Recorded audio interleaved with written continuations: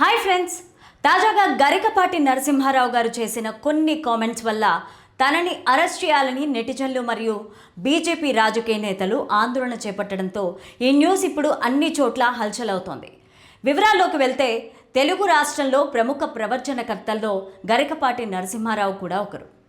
వేదాలు ఉపనిషత్తుల్లోని అంశాలని ప్రస్తుత కాలానికి ముడిపెడుతూ ఎంతో వ్యంగ్యంగా ప్రవచనాలు చెప్పడంలో ఆయన దిట్ట. ఈ క్రమంలోనే తరచూ పదాలు జారుతూ పలుమార్లు వివాదాల్లో కూడా చిక్కుకున్నారు. ఇక ఈ క్రమంలోనే తాజాగా మధ్యాహ్న భోజన పథకంలో పెట్టే గుడ్డు పైన అతను చేసిన కామెంట్స్ మరింత నిప్పులు రాజేశాయి. రాజమండ్రిలో ముంబై తెలుగు సమితి ఆధ్వర్యంలో జరిగిన కార్యక్రమంలో గరికపాటి నరసింహారావు గారు ప్రసంగిస్తూ పిల్లలకి మధ్యాహ్న భోజనం ఎక్కువై చదువు మీద ధ్యాస పోయింది అంటూ భోజనంలో గుడ్డు పెట్టారా, గాడిద గుడ్డు పెట్టారా అన్నదే ముఖ్యమైపోయిందని, అసలు అన్నం తినే వారికి కోడిగుడ్లు పెట్టడం ఏంటని, బుద్ధి ఉందా లేదా, కోడిగుడ్డు కోసమే బడికి వస్తారా, చదివితే చదవమనండి లేదంటే వెళ్ళిపోమండి అంటూ విద్యార్థులను ఉద్దేశించి తీవ్ర స్థాయిలో మండిపడుతూ, మరోవైపు మాస్టర్లు విద్యార్థులకు పెట్టే గుడ్ల లెక్కలు రాయాల్సిన కర్మ పట్టిందని, అసలు పిల్లలకి భోజనం పెట్టడం ఏంటని, వారి భోజనాన్ని వారే తెచ్చుకోమని చెప్పండి లేదనంటే మానేయమనండి, వారికి భోజనం, యూనిఫామ్, పుస్తకాలను ఫ్రీగా ఇస్తే వారు నిజంగా చదువుతారా? శోభనం రోజు పెళ్లి కొడుకుల్లాగా మంచమెక్కి కూర్చుంటారు కానీ విద్యార్థులకి అన్ని సౌకర్యాలు అవసరమా? అందుకే ఎవరికి చదువు రావట్లేదు, భోజనాలు చేయడానికి వస్తున్నారు. ప్రభుత్వాలు ఆలోచించి దీనిపైన చర్యలు తీసుకోవాలని చెప్పుకురావడంతో గరికపాటి వ్యాఖ్యలు సోషల్ మీడియాలో వైరల్ అవ్వగా పిల్లల తల్లిదండ్రులతో పాటు నెటిజన్లు అతని మాటల్ని తప్పుపడుతూ మానవత్వం లేని పాండిత్యం వృధా అని, దేశంలో చాలామంది పిల్లలు ఆకలి కారణంగానే చదువులకి దూరం అవుతున్నారని, మధ్యాహ్న భోజనం పథకం కేవలం భోజనం మాత్రమే కాదని, అది పిల్లల పోషకాహార లోపాన్ని తగ్గించి వారిని బడికి వచ్చేలాగా ప్రోత్సహిస్తుందని గరికపాటి పైన మండిపడుతున్నారు. ఇక ఈ కోవలోనే AP state food commission chairman Vijay Pratap Reddy కూడా స్పందిస్తూ, విద్యార్థులకి పాఠశాలలో మధ్యాహ్న భోజనం అందించడం అనేది రాజకీయ నిర్ణయం కాదని, న్యాయస్థానాల ఆదేశాల మేరకు పేద విద్యార్థులకు ఇది ఒక హక్కుగా మారిందని స్పష్టం చేశారు. బహుశా గరికపాటి గారికి ఈ పథకం వివరాలు పూర్తిగా తెలిసుండకపోవచ్చని, అతను చేసిన వ్యాఖ్యలు అతని విఘ్నతకి వదిలేస్తున్నామని, మధ్యాహ్న భోజనం పిల్లల జన్మ హక్కు అని, అంతేగాని విలాసం కాదని, గతంలో సుప్రీంకోర్టు కూడా ఇదే విషయాన్ని స్పష్టం చేసిందని, ప్రతి పౌరుడికి రాజ్యాంగంలోని ఆర్టికల్ 21 ప్రకారం జీవించే హక్కు ఉందని, ఎదిగే పిల్లల కోసం, పేదింట్లో పుట్టిన వారి కోసం ఈ పథకం ద్వారా వారంలో 5 రోజులు గుడ్లిస్తున్నామని, అందుకు కూడా విమర్శించడం తమని చాలా బాధిస్తోందని, ప్రభుత్వం మీకు పద్మశ్రీతో గౌరవిస్తే అందుకు ఉపయోగపడే సలహాలు ఇవ్వాలే తప్ప అవమానకరంగా మాట్లాడొద్దని, ఈ విషయం పైన ప్రభుత్వం గరికపాటి పైన చర్యలు తీసుకోవాలని విజయ్ ప్రతాప్ రెడ్డి చెప్పడంతో ఇప్పుడు అతని వ్యాఖ్యలు కూడా వైరల్గా మారాయి. నిజంగానే గరికపాటిని అరెస్ట్ చేయబోతున్నారా? ఇకపై గరికపాటి ప్రవచనాలకి ఫుల్ స్టాప్ పెట్టబోతున్నారా? గవర్నమెంట్ పద్మశ్రీ అవార్డుని వెనక్కి తీసుకోబోతుంది అనే దాంట్లో ఎంతవరకు నిజముంది అనే నమ్మలేని నిజాలని ఈ వీడియోలో చెప్పడానికి నేను ప్రయత్నిస్తాను. ఈ వీడియోని చివరి వరకు చూడండి. ప్లీజ్ లైక్ చేయండి, షేర్ చేయండి, అలాగే బెల్ బటన్ నొక్కి సబ్స్క్రైబ్ చేయడం మర్చిపోకండి. లలిత క్లినిక్స్ ఇప్పుడు హైదరాబాద్ లో, హనుమకొండ జిల్లాలో లక్షలాది మంది ప్రాణాలు కాపాడిన డాక్టర్ రాజేశ్వర ప్రసాద్ ఇప్పుడు మన కోసం అల్కాపూర్ టౌన్షిప్ మణికొండలో. అపాయింట్మెంట్ కోసం ఈ కింది నెంబర్లకి కాల్ చేయండి. ఇక స్టోరీలోకి వెళ్తే, గరికపాటి నరసింహారావు 1958 సెప్టెంబర్ 14న ఆంధ్రప్రదేశ్లోని పశ్చిమ గోదావరి జిల్లాలో ఉండే బోడపాడు అనే గ్రామంలో ఒక బ్రాహ్మణ కుటుంబంలో జన్మించారు. తండ్రి వెంకట సూర్యనారాయణ గారు, తల్లి వెంకట రమణమ్మ గారు. ఇతనికి 3 అన్నయ్యలు, 2 అక్కలు కూడా ఉన్నారు. ఇలా అతని ఇంట్లో ఆఖరి సంతానం కావడంతో గరికపాటిని చిన్నప్పటి నుంచి గారాబంగా పెంచారు. ఇక ఇతని తండ్రి తనకున్న 18 ఎకరాల భూమిలో వ్యవసాయం చేస్తూ కుటుంబాన్ని పోషించేవాడు. ఇదిలా ఉంటే గరికపాటి తన స్కూలింగ్ని బోడుపాడులోని ప్రాథమిక పాఠశాలలో చదివాడు. చదువుల్లో చురుగ్గా ఉన్న గరికపాటికి చిన్నప్పటి నుంచి స్కూల్ టీచర్ అవ్వాలనే ఇంట్రెస్ట్ చాలా ఉండేది. కానీ తన తండ్రికి మాత్రం తన 3 కొడుకుల్లాగానే గరికపాటి కూడా ఇంజనీరింగ్ చదివించాలనుకున్నా తాను ఇంగ్లీష్లో చాలా వీక్గా ఉండడంతో తెలుగు లాంగ్వేజ్లోనే తన స్టడీస్ని కంటిన్యూ చేయాలని గరికపాటి అనుకున్నారు. ఇక అలా చిన్నప్పటి నుంచే స్కూల్ ప్రోగ్రాముల్లో, నాటకాల్లో యాక్ట్ చేస్తున్న గరికపాటికి యాక్టింగ్ పైన కూడా ఇంట్రెస్ట్ చాలా ఉండేది. ముఖ్యంగా ఎన్టీఆర్ గారికి పెద్ద ఫ్యాన్ అయిన గరికపాటి పశ్చిమ గోదావరి జిల్లా ఎన్టీఆర్ అభిమాన సంఘానికి ఉపాధ్యక్షుడిగా కూడా వ్యవహరించారు. అలా తన BA డిగ్రీని పెంటపాడులోని గవర్నమెంట్ కాలేజీలో పూర్తి చేసి తెలుగు విశ్వవిద్యాలయంలో తన MPhilని కంప్లీట్ చేశారు. ఇదిలా ఉంటే అదే ఊరికి చెందిన కామేశ్వరి అనే ఆమె గవర్నమెంట్ టీచర్గా పనిచేయగా ఆమె సహాయంతో ఎలాగైనా గవర్నమెంట్ జాబ్ సంపాదించాలని గరికపాటి తనని తరచూ కలుస్తూ ఉండేవాడు. ఈ క్రమంలోనే వీరిద్దరికి ఉన్న పరిచయం కాస్త సాన్నిహిత్యంగా మారి వీరిద్దరూ ప్రేమలో పడ్డారు. అలా వీరిద్దరూ పెళ్లి చేసుకోవాలని ఇరు కుటుంబాలకి తమ ప్రేమ గురించి చెప్పగా అందుకు వారు ఒప్పుకోకపోవడంతో వీరిద్దరూ 1984లో ఓ గుడిలో రహస్యంగా పారిపోయి పెళ్లి చేసుకొని ఒకటయ్యారు. దీంతో కాకినాడలో ఉండకుండా తమ మకాన్ని గుంటూరుకి మార్చేసిన వీరికి శ్రీ గురజాడ అనే 2 అబ్బాయిలు కూడా జన్మించారు. ఇక అలా అన్నీ బాగానే సాగుతున్నప్పుడు గరికపాటి తన PhDని పూర్తి చేసి కాలేజీలో లెక్చరర్ అవ్వాలని ట్రై చేయగా విజ్ఞాన్ కాలేజీలో తెలుగు లెక్చరర్గా జాబ్ వచ్చింది. ఇదిలా ఉంటే అక్కడ ఉన్న కొంతమంది లెక్చరర్స్ కలిసి ఒక కాలేజీని స్టార్ట్ చేయాలని ప్లాన్ చేసినప్పుడు అందుకు గరికపాటి తనకు కూడా ఇంట్రెస్ట్ ఉందని తాను కూడా ఇన్వెస్ట్మెంట్ చేస్తానని చెప్పి తన తండ్రి వాటాగా వచ్చిన 4 ఎకరాల్లో 2 ఎకరాలని అమ్మి 7గురితో కలిసి కాకినాడలో కోనసీమ రెసిడెన్షియల్ కాలేజీని స్టార్ట్ చేశారు. ఇక ఆ కాలేజీకి గరికపాటిని ప్రిన్సిపల్గా నియమించగా అనుకున్నంత స్థాయిలో ఆ కాలేజీ రన్ అవ్వకపోగా అప్పులు తెచ్చి మరీ రన్ చేసే పరిస్థితికి వచ్చింది. దీంతో గరికపాటికి తన ఫ్రెండ్స్తో విభేదాలు వచ్చి గొడవలు అవ్వడంతో అది కొద్ది రోజులకే తారాస్థాయికి వెళ్ళి ఆ కాలేజీ నుంచి బయటకు వచ్చేశారు. ఇదిలా ఉంటే గరికపాటి తన నవలల ద్వారా ఎలాగైనా పాపులర్ అవ్వాలని తాను రాసిన సాహిత్యాలని అందరికీ వినిపించాలని ఇంట్రెస్ట్ ఉండడంతో విజయవాడ ఆకాశవాణిలో సరస వినోదిని అనే ప్రోగ్రాంలో పాల్గొనాలని గరికపాటి ఆ ప్రోగ్రాంకి 100కు పైగా కవితలను రాసి పంపించినా వారు ఇతన్ని సెలెక్ట్ చేసేవారు కాదు. దీంతో చేసేందుకు పని లేక ఇంట్లోనే కూర్చోవాల్సిన పరిస్థితి ఉండేది. ఇక ఈ క్రమంలోనే భార్యాభర్తలు ఇద్దరికి మనస్పర్ధలు మొదలై గరికపాటికి ప్రాపర్ జాబ్ లేక ఉన్న ఆస్తిని కూడా అమ్మేసి అప్పుల బారిన పడ్డం, అంతేకాకుండా ప్రెస్టేషన్లో తన భార్యని నోటికొచ్చినట్లు తిట్టడంతో స్వతంత్ర భావాలు కలిగి ఉన్న కామేశ్వరి గారు గరికపాటి బిహేవియర్కి విసుగు చెందారు.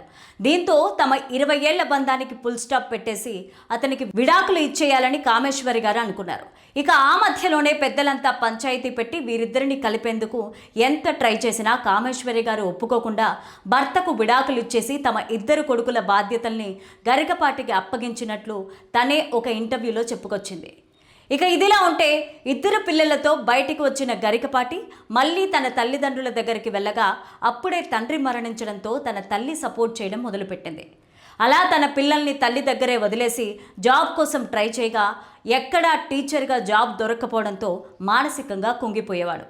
ఇక ఈ క్రమంలోనే పిల్లలకి తల్లితో పాటు కొడుక్కి భార్య కూడా కావాలని గ్రహించిన గరికపాటి తల్లిగారు శారద అనే ఒక టీచర్తో గరికపాటికి 2వ వివాహం చేశారు.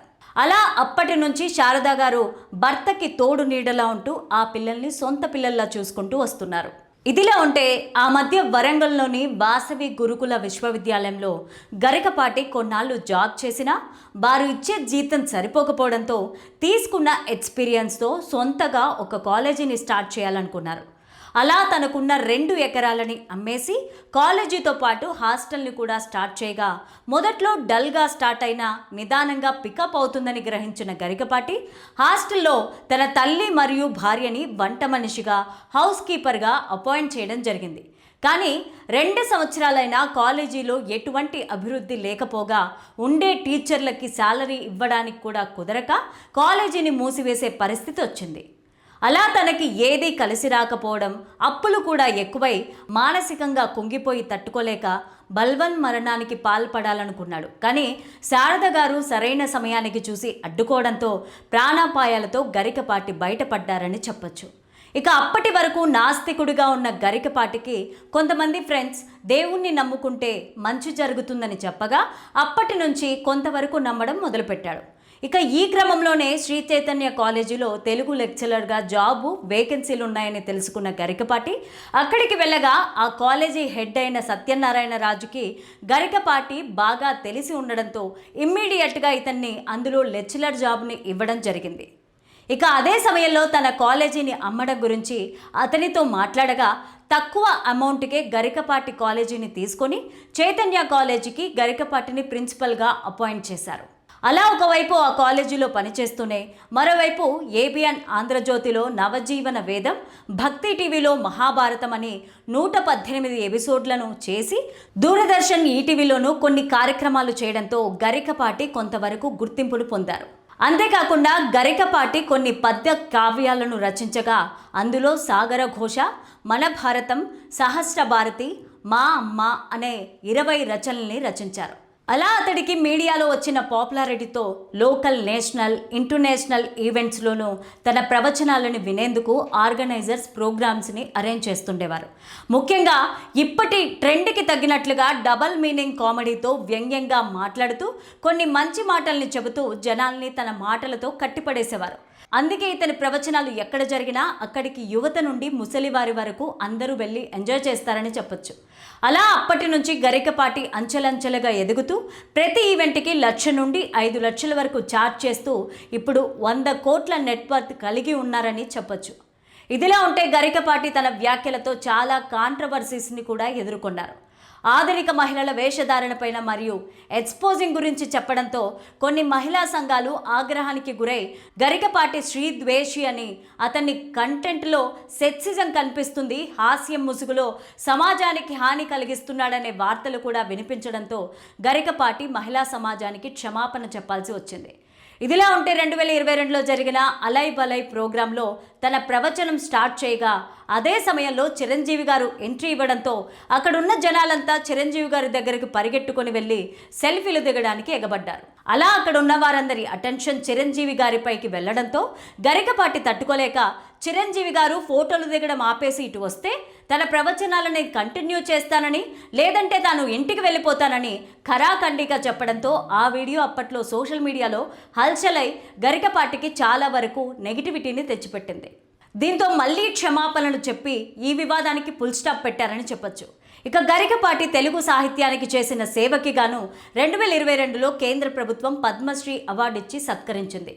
ఇక ఇదిలా ఉంటే రాజమండ్రిలో పిల్లలకు ఇచ్చే గుడ్లపైన గరికపాటి చేసిన వ్యాఖ్యలు దుమారం రేపి ఇప్పుడు తనని అరెస్ట్ చేయాలని, తనకిచ్చిన పద్మశ్రీ అవార్డును కూడా వెనక్కి తీసుకోవాలని డిమాండ్ చేయడంతో గరికపాటి మాజీ భార్య అయిన కామేశ్వరి ఈ ఇష్యూ పైన స్పందిస్తూ ఇకపైన గరికపాటి నరసింహారావు బహిరంగ సభని మానుకోవడం మంచిదని, బయట కోడిగుడ్ల ప్రభావం చాలా ఎక్కువగా ఉందంటూ సటైర్లు పేల్చారు. అంతేకాకుండా గరికపాటి ఇంట్లో కూర్చొని వీడియోలు చేసుకుంటే జీవితాంతం ప్రశాంతంగా ఉంటుందని, రామకృష్ణ అనుకుంటూ చేసిన తప్పులకి పశ్చాత్తాపపడితే భగవంతుడు క్షమిస్తారని, అహంకారం ఎవరికీ కలిసిరాదని, దీనివల్ల సాధించేదేది లేదని, అన్ని గ్రంథాల్లో కీర్తి ప్రతిష్టలు ప్రవాహంలో కొట్టుకుపోయాయని చెబుతూనే 4 నెలల తర్వాత అందరూ ఈ ఇష్యూని మరిచిపోతారు, ఆ తర్వాత మళ్ళీ ప్రవచనాలు ఇవ్వాలనుకుంటే మన ఇద్దరి కథలు అంత త్వరగా ఎవరూ మరిచిపోరని, ఇది చాలా పెద్ద ఇష్యూ కాబట్టి చాలా జాగ్రత్తగా ఉండడం మంచిదని, ఇద్దరం ఒకే ఊర్లో పుట్టి పెరిగినందువల్ల నేను గరికపాటి కష్టాలను చూశాను కాబట్టి అతనికి ఒక శ్రేయోభిలాషగా సలహాలు ఇస్తున్నాను. బుద్ధిగా ప్రవచనాలు మానేసి ఇంటి వద్దే ఉండమని, నా పిల్లల్ని పెంచి పోషించావు కాబట్టి నేను నీకు ఇచ్చే సలహా ఇదేనని, ఇక్కడితో నీ రుణం తీరిపోయింది అని చెప్పడంతో ఈ వ్యాఖ్యలు ఇప్పుడు అన్ని చోట్ల హల్చలవుతున్నాయి. ఇదిలా ఉంటే కొంతమంది రాజకీయ నాయకులు, నెటిజన్లు గరికపాటిని త్వరలో అరెస్ట్ చేయాలని, ఇలాంటి వ్యక్తులు సమాజానికి ప్రమాదమని మీడియా ముందు వాపోతున్నారు.